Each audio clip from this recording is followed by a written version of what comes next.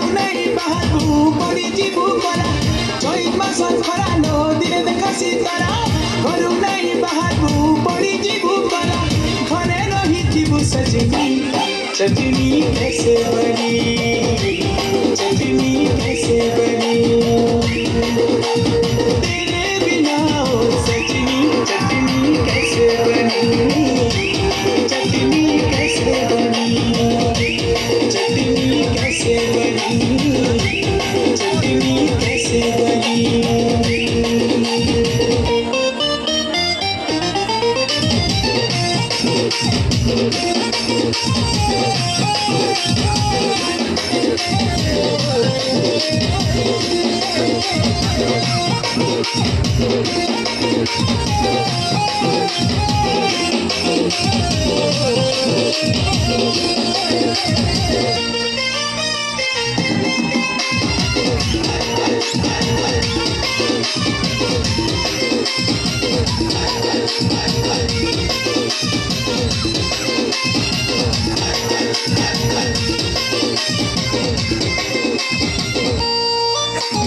जाइथिली काम रे झाल गम गम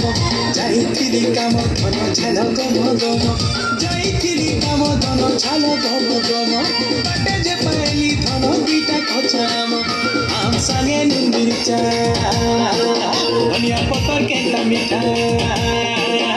आम संगे नुन मिर्चा धनिया पतर केता मिठा बाटी तेरे आम चटनी चटनी कैसे बनी चटनी कैसे बनी तेरे बिना ओ सजनी चटनी कैसे बनी चटनी कैसे बनी चटनी कैसे बनी चटनी कैसे बनी